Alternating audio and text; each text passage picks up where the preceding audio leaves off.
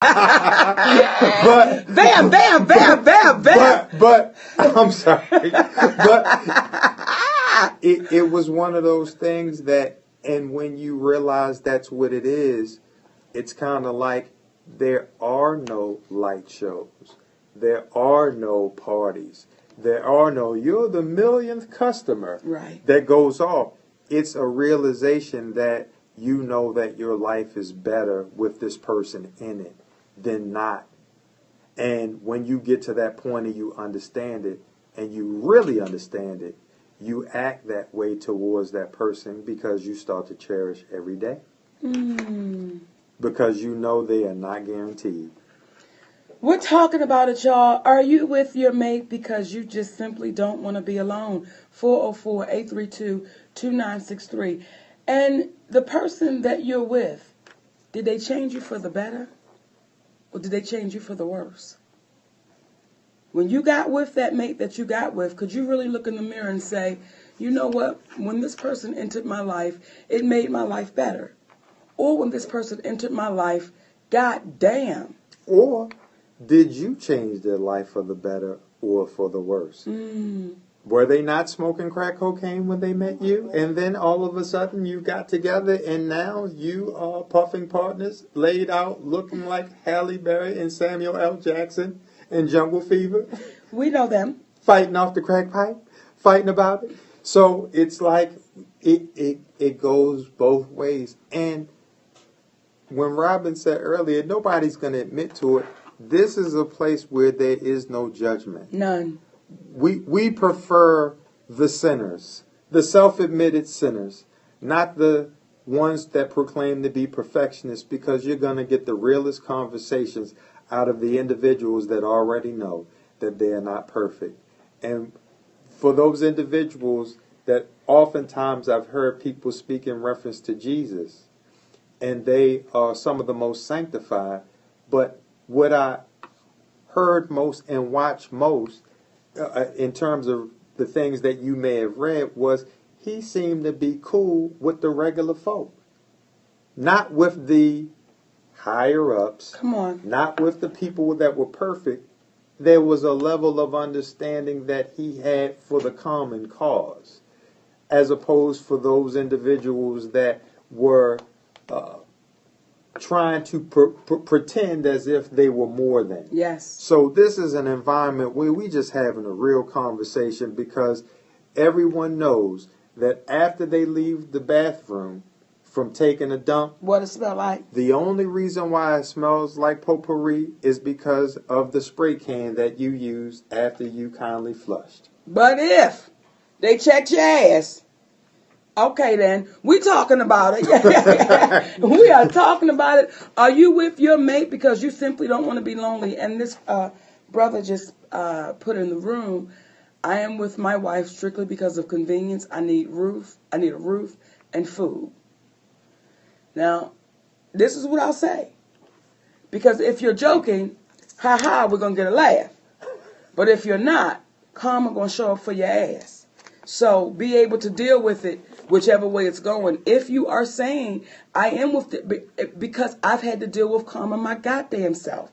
If you're saying, I'm with this woman strictly for convenience, I need a roof and food. And in conjunction with the karma, you then ask yourself, what is it about you that makes you not confident enough to wait for the individual that means something to you? And what disallows you from being able to acquire food and a roof for yourself? Beyond the karmic aspect of it, because it's like our girl had called in earlier, and she said, listen, I thought things were going to be one way, but we formed a relationship, we built off of that, and it was so much more. Are you just looking just for the food, for the handout, for the roof? Or are you open to try to make that happen? Because, hey, listen, maybe initially this was some opportunistic chance that you took advantage of.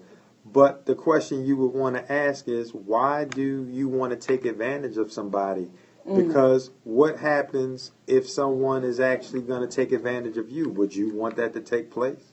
It's real simple. But we never consider it when we never consider it until it's our turn, and then we can find how many reasons why it's messed up that it's happening, but you're not thinking about how you're trying to take advantage of somebody else.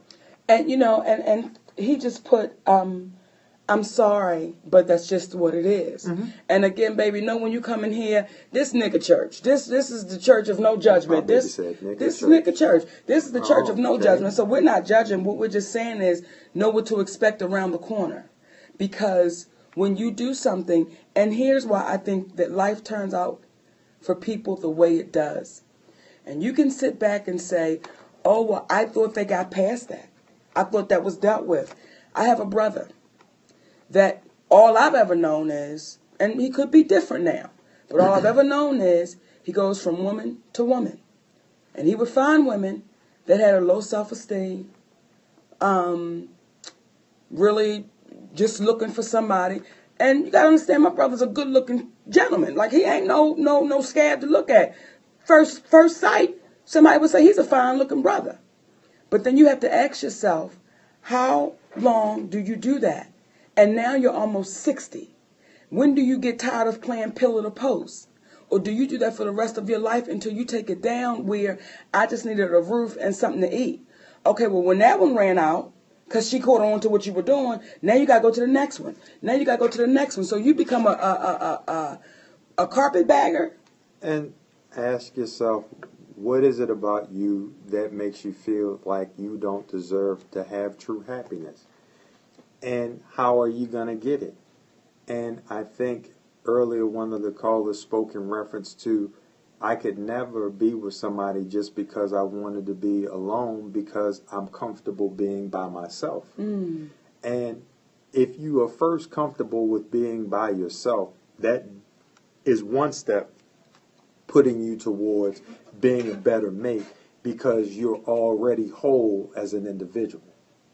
I'm sorry. No, and you came to the relationship as a whole person. Two whole people can make a beautiful relationship. We're going to the lines. Hey, you're on with Monique and Sydney. Who's this? Hi, Monique and Sydney. Hey. Hey, I was just giving you guys a call. I want to say good afternoon, beautiful people. Good hey, afternoon. Baby. I was calling you in reference to being with your significant other, your spouse, just out of convenience. And I have been married to my significant other for almost 19 years. We love each other beyond words, and that's very true. But sometimes you can go through things that will make you question if you guys are there just out of a comfort level after time. And I can honestly say that it took us actually separating for me to realize that I can't live without this person. Mm. It was like two magnets. You know how you can get two magnets together just so, and it feels like they're pushing away from each other? Mm-hmm. But whenever you get them together, that's all you need is one. And I know there are a lot of people that are together with someone just out of convenience. But at the end of the day, sometimes you need to be apart just a little bit to realize how much you need to be together. I love that man to pieces, and I know he loves me. And no matter who has tried to intercede on our marriage, there's been plenty of people on both sides, my family and his family. No matter what we've done over the years to each other, and we've done things to hurt each other, I would never want to be with anybody else but him. Then you winning all day long. All day long. All day long. And that's the reason I love you guys together, because I see so much of our relationship and the kinship that you guys have together. And I just applaud you, and I want you to keep it together and know that people are rooting for you as much as I know that you guys are rooting for us. Mm. So please continue doing what you're doing and know that we support you. Thank you, baby. We love you back, sis. Absolutely. All right, thank you. Bye-bye. Bye, baby. And it helps when you are in a relationship to deal with people that are happy in their relationship. Yes. It helps when you are in a relationship to deal with people that even if they're having a bad point, they really love each other. Because, you know, ladies, you have the girlfriends. Fellas, you have the homies. The fellas that you have a conversation with, and all they doing is telling you about how their wife ain't this, how their wife ain't that, how they get on their nerves. And you start listening closely, and you watch closely, and you see that they actually have a good woman. Or they actually have a good man. Or they actually have a good mate. But you sit there and you co-sign and you listening to garbage in reference to the significant other. When you have individuals that are in a good relationship, they can't co-sign on it. And they're really your friends, and they tell you, bruh, listen, I see how Barbara is with the kids. I see how she treats you, dog. You just want to run the streets and do what you want to do. And you want to make an excuse about it. And if that's what you want to do, I'm going to be your man, $100,000, regardless. But I wouldn't be your man, $100,000, if I didn't tell you, you about to blow it. And you are about to blow one of the best things that you ever had. All because you want to do what you want to do. And oftentimes, when that's really your man, because y'all got a relationship, they look at you and say, dog, that's good looking. Come on. I needed to hear that. Come I on. need to reevaluate that, because when you're dealing with the cats that they don't have anyone, you dealing with a single cat and you tell them you're married blues, and they're going to try to tell you that's why they single. But then when you see them when they go out, they act like they don't know how to act. Yes. They act like coochie women, that's going out of style. They running all over the place. And what's interesting is the male dynamic. You go out to the club to meet a woman, you get with the woman, then you go back out to the club to find another woman because you complain about the woman that you met at the club, as opposed to what made you pick them out. What? Now that you picked them out, it's kind of like you're taking the seeds of a relationship, you're planting them, but you're complaining about the fact that you picked these seeds, not realizing that you're the farmer in the relationship and you must cultivate it. It is your job to cultivate your relationship. So we are almost marital farmers, and we are cultivating the farm, which is our relationship. And we have to nurture the mate that's in our lives like we would nurture the plant, the collard greens. Okay. The hog maws. No. Okay, you don't know. No, we ain't fucking with them all. The neck bones. Come on. Okay, then. So it's like, and we oftentimes don't do that. We think that a person is just supposed to be perfect. But because we're not, that's part of when you know the relationship is real, when you are patient enough to work through those things and understand what you have and see the bigger picture. You know, when you said that, when you call your friend, your brother, and he give you the real shit, that reminds me of that time that Snoop was on the show. And he said with tears in his eyes, the brother that kept his marriage together, that said some real shit, was Tupac.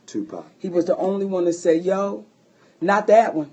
Like that one, y'all done been together through it all, nigga. Go the fuck on and fix that. You appreciate those. And even when we say, are you with someone just because you don't want to be alone? When Robin and I were walking this morning, and we were saying there were some situations that we've been in our lives that we wish women would have rallied behind us. May we have been right, wrong, or whatever it was, but just rallied around us to say, think about it this way, think about it that way.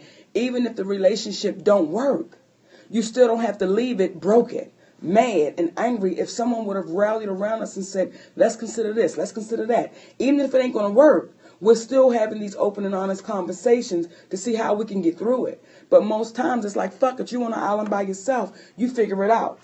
And though that would be something that makes sense that you would wish, the harsh reality is these same individuals that were around you that you would have loved for them to rally around again, what was it that they were given? Because how many situations, I've heard of multiple situations of individuals who They had children at a young age. They had family members that had children that preceded them at a young age. But the one who had them at the young age at the current time is dealt with by the ones who were older as if they didn't know what it was to experience the same situation, and they are shunning them as they were shunned. Because oftentimes we as human beings, it is easy for us to give what it is that we were given. If it's kind of like the fraternity syndrome. If you were hazed hard in your mind, you think the best way to do it is to haze someone else hard, because that's just the way you do it. That's the way you get respect.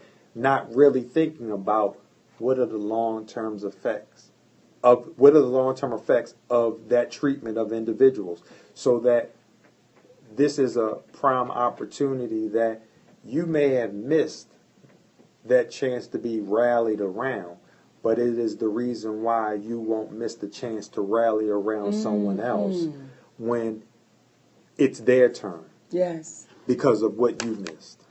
And then there are those that you want to rally around, but you can't. You got to let them go through the journey. And that may have been what they felt in reference to you. And this is why we as individuals are oftentimes not as strong as we believe ourselves to be. Yes. But far more powerful than we give ourselves credit for. So we're the proverbial circle in the square. We're a conundrum. And when you understand that about yourself, it makes it that much easier not to pass judgment on one another for what it is that they didn't say or what they didn't do. I've never been treated more poorly by an individual in my life than I had been by my father. But I have nothing but absolute love for him, because I don't know all of the dynamics which made him act that way. I may be able to see certain things and say, but he was treated well. From my understanding, he was treated well. But you can have a pivotal situation in your life that affects you in such a way that you don't know how to treat people well. But the key is not how I was treated. The key is, how do I want to live my life as it pertains to treating other individuals, so that I'm not affected by one moment as he may have been affected by one moment, as someone, your mom, your dad, or other individuals may have been affected by one moment, because they say you can't take riches with you when you leave this life. But the one thing you can, and I believe humbly you will take with you, is the spirit of who you are. And this is the training ground for the spirit that you're going to evolve into being. We're talking about it, y'all. Are you with your mate because you simply don't want to be alone? 404-832-2963. You know, there's a sister in the room, Muggy Muzzy. I think that's the handle, Muggy Muzzy. And she's saying that she got married because she thought it was her turn to be happy. But when it all played out, she's very unhappy. And having a hard time getting herself to freedom in that relationship. And, you know, I think that communication stops us from really having great relationships. Because, and when y'all come in this room, please know you're free to share everything.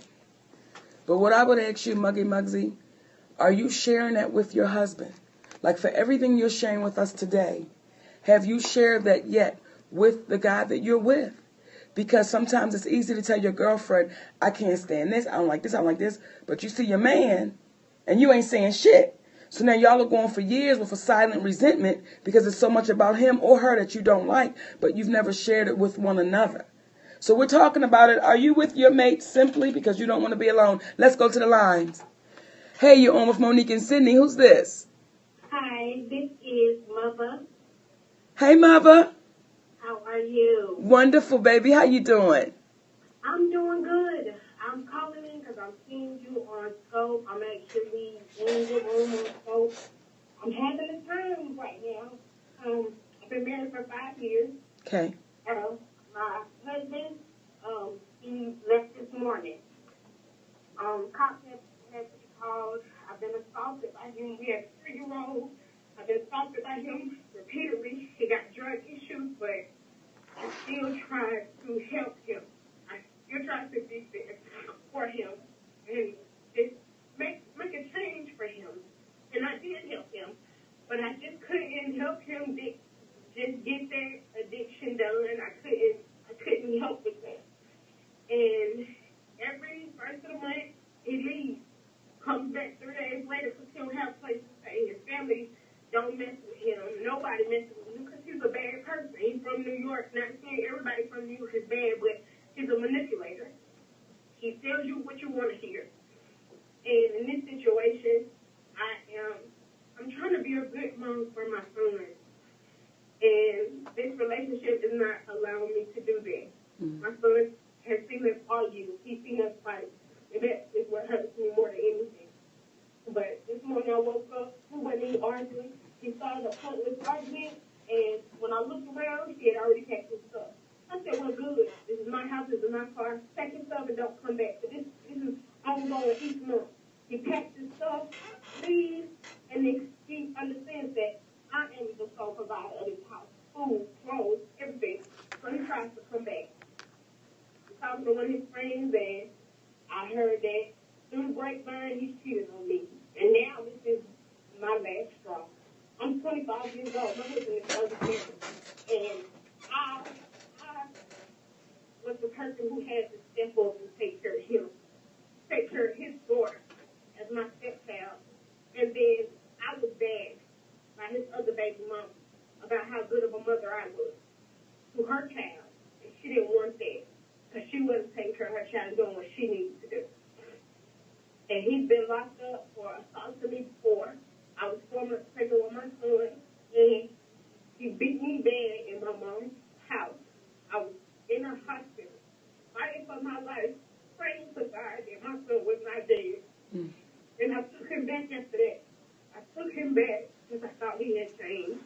Everybody said, no, he ain't changed. And he would put his hands on me time and time again, and I was still trying to be there for this man.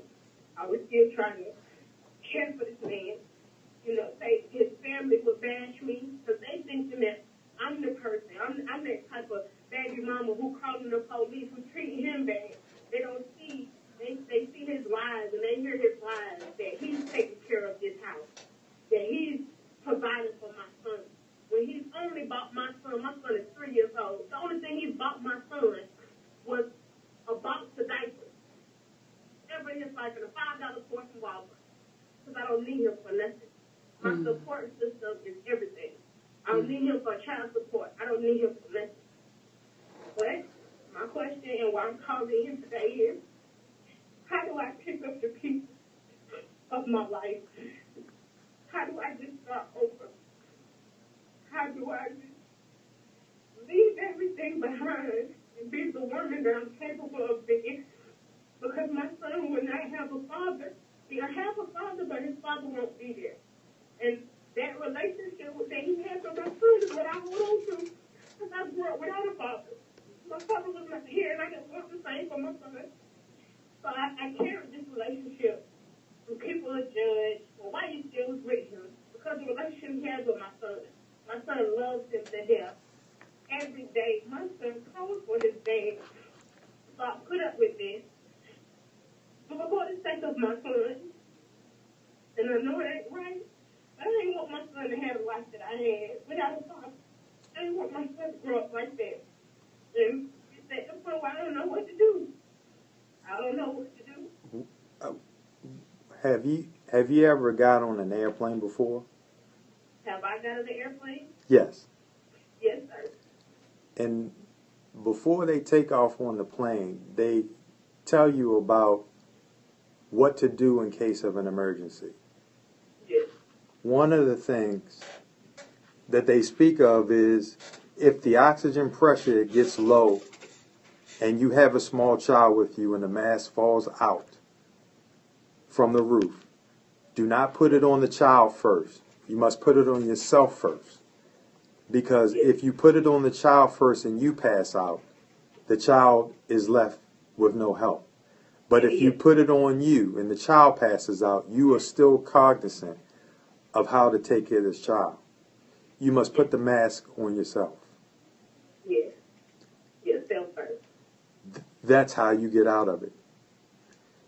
And I'm touched by what you're saying. And I'm tired of every goddamn week. That's okay. That's okay. That's okay, girl. You got everybody in the studio. She gotta get out. Go And on. do not. I'm going to get my family for this man. I want you to listen, baby. The key is when you say you're going to leave everything behind, you are everything. And you will not leave you behind. So as long as you take you with you, and you put the mask on you first, your child may be calling for his father. But it's better that he calls for his father, who has not been responsible, than to call for his mother, who is not alive, because she wasn't. So you have to do what is best for your child. And that may mean disconnecting from his father. But you're doing what they're asking you to do when you get on the plane. You are providing oxygen for you and your child. And it's time for you to breathe. And baby, when you take that first step, it'll keep on going and it'll be okay. It'll be okay. It'll be okay. There's sisters in this room right now, and they're all saying it to you because some of those sisters have been through it and they had to walk away. Some had to leave in the middle of the night. Some had to go. But you're going to be okay, Mama, if you want to be okay. And I think that sometimes those are the conversations that we don't have, because I would remember in my first marriage, it was very physical. And it was very abusive on both parts. I can't put it out there like he just beat me up. We were very abusive to one another. And one day, I called my mother's house in an uproar and screaming and hollering. And my sister said the realest shit to me ever. She said, Monique, stop calling here, because that's just a part of your relationship. And she hung up. And I had to accept that. So at this point, Mama, you have a decision to make. Now, and again, let me say this too. If you decide to stay, it don't make you a bad person. It don't make you a dummy. It don't make you stupid. It's just a choice that you're making, but you got to understand what comes with the choice that you're making. You got to understand that if I make a decision to stay, because quote unquote for my son, but my son is going to see these ass whippings. My son is going to see me being knocked down, knocked out, the police. My baby going to see it. You just got to understand he's not going to be 3 forever. Yeah. That's right. Then he'll be 13. Then he'll be 23. And then if you get a phone call from his girl saying, listen, he done just knocked me in my head. So you got to know the choices you make, Mama, is you got to be responsible for what comes with the choice. So we don't want you to feel like, because I know sometimes people will say, oh, she's stupid for staying and she dumb. And I'll never feel that way, because I'm not walking in your shoes, because I've stayed in situations where people told me I was dumb and stupid. But you just got to be ready for the consequence for the decision that you make. And there's an old saying, it goes, if it is to be, it's up to me. And whatever it is that you want to happen for you and your child, it can happen, and it's up to you. As it pertains to your husband, it's one of those things where you have to let those things go, especially when you know it can affect your life. And if it affects your life, it's going to affect your child's life. And since you know that your child is better off with you in his life than with his father in his life right now, because he probably is not a bad guy. But those drugs, they're no joke. They're no joke. But in order for him, you can't help someone that doesn't want to help themselves. Mhm. So when you're in a position, as you are right now, because they say you can walk 1,000,000 miles, but it all starts with the first step. You got to take the first step to make the decision to say, I know what happens at the first of the month. That was the last month that the first of the month will happen in the way that it did. And if you choose for it to be that, that's what it will be. And we appreciate you calling in. And everybody in the room is wishing you, whether they call it to Jesus, to God, they praying for you, and they want the best for you. But nobody can want it for you more than you want it for yourself. Go get it. Thank you. We love you, baby. We love you too. I love you so much. I used to watch you working on the I love you. We love you, baby. We hugging you. Thank you. Thank you so much. Thank All right, you. my baby. They done got me again now. Listen They here. done got me again. They done sniped me down. Every time I try to get back out, they pull me back in. That's why, my loves, this show is so needed. This show is so needed. And, you know, folks keep asking us, when is it going to go on TV? Because we need this show every day when the universe says it. But right now, we're grateful for these moments right here. Because I really feel like, humbly, that it is changing people's lives and saving people's lives. Because you ain't getting it cut with no bullshit. You ain't getting it cut with, okay, we just had that conversation, but when we come back from commercial break, we're going to try to sell you this pocketbook. Well, bitch, I ain't dealt with what I'm trying to deal with. It is right here, up front, and it is to help us get better. Because after every show, I don't care what show it is, and when I'm on that road, when I'm in that room, I play these shows back because they're still helping to change and save my life. So if you know somebody, tell somebody and tell 10 more people, because you never know the person that could say, this really helped me make some choices and decisions. So we want to thank y'all for tuning in today. You could have been anywhere else, but you stayed here with two dummies from Randallstown High School. You stayed here with two dummies from Randallstown High School. And we thank you. So like my daddy always says, the mind is like a parachute. It is no good unless it's open. We love y'all. For free. Mwah. I know, right? We get so sick of goddamn crying. Oh, right? damn. I know. They be like, oh, here we go. Damn, here we I Here know. we go. I know. We love you back, City of Angel. We love you, Mama. We love you, Mr. Dennis. Twin for life. Grade 8 Cry kid. babies. Pooch you, Riri. But you right, though. You ain't heard Pooch in a long time. Had you Pooch you. We love you, babies. Tonex and I will see y'all in West Palm, Florida at the Improv this weekend. All right, my loves. Thank you, Trina B. We're glad you joined us, baby.